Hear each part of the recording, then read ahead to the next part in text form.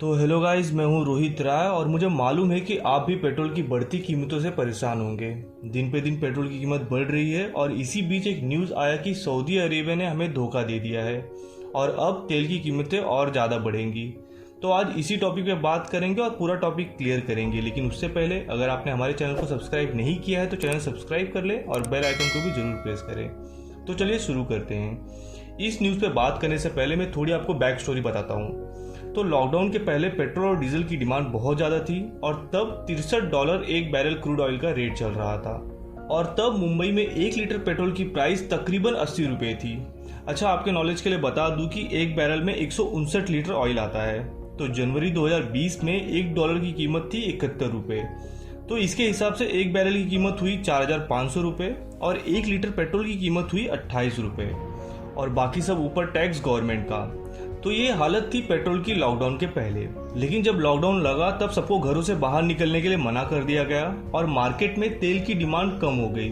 तब अप्रैल और मई में एक बैरल ऑयल का रेट था $18 से $19 और $1 की कीमत थी 76 रुपये, यानी 1 लीटर पेट्रोल की कीमत 9 रुपये हो गई थी। लेकिन तब भी गवर्नमेंट ने हमसे 80 रुपये ही लिए। तो यहाँ हुआ ऐसा कि ऑयल की डिमांड कम होने की वजह से जिन देशों की अर्थव्यवस्था ऑयल एक्सपोर्ट करके ही चलती है उन देशों की हालत खराब होने लगी। इसलिए 10 अप्रैल 2020 को India, USA, Saudi Arabia, China ऐसे 20 देशों का जो ग्रुप है जिसे G20 कहा जाता है, उनकी मीटिंग हुई और वहां डिसाइड किया गया कि सारे देश बहुत ज़्यादा क्वांटिटी में ऑयल खरीदेंगे ताकि जिन देश की अर्थव्यवस्था बस ऑयल बेचने पे चलती है उन देशों के पास पैसे आ जाएं अपनी अर्थव्यवस्था चलाने के लिए। लेकिन वहां शर्त ये रखी गई थी कि जब लॉकडाउन के बाद वापस से ऑयल की डिमांड बढ़ेगी तब ऑयल एक्सपोर्टर देश अचानक से तेल की कीमत नहीं बढ़ाएंगे। और इस मीटिंग के बाद इंडिया ने $19 पर बैरल के रेट से 160 लाख बैरल क्रूड ऑयल खरीद लिया और हमारे देश के तीनों पेट्रोलियम रिजर्व को फुल कर दिया। आंध्र प्रदेश के विशाखापट्टनम में और कर्नाटका के मैंगलोर और पदूर में है पेट्रोलियम रिजर्व। तो ये तो हो गई बैक स्टोरी। और अब जब लॉकडाउन हट गया है, लोग अपने नॉर्मल रूटीन पे वापस आ रहे हैं, तब वापस ऑयल की डिमांड बढ़ रही है मार्केट में।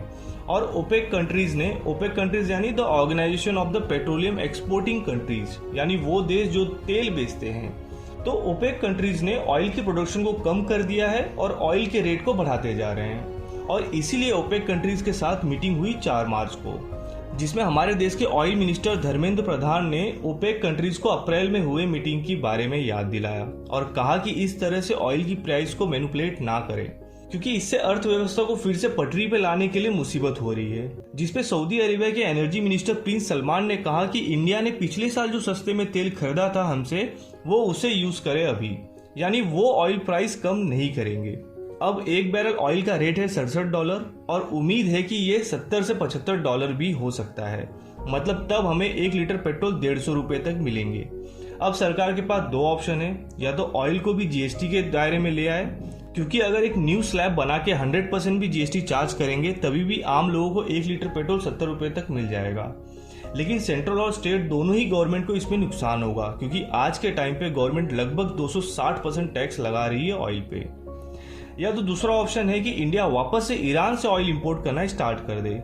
एक्चुअली ईरान की लगातार अवैध परमाणु गतिविधियों की वजह से अमेरिका ने ईरान से ऑयल इंपोर्ट करने पर रोक लगाई है। लेकिन हालात ऐसे ही रहे तो मजबूरन भारत को ईरान से ऑयल इंपोर्ट करना पड़ेगा, क्योंकि ये आपको भी मालूम है पेट्रोल की कीमत बढ़ने से देश में महंगाई बढ़ने लगेगी और इस समय महंगाई झेलने की हालत में ना तो देश है और ना ही देश की आम जनता। तो आई होप गाइस आपको ये वीडियो अच्छा लगा होगा। तो अभी के लिए बस इतना ही, आपसे लेता हूँ विदा। धन्यवाद।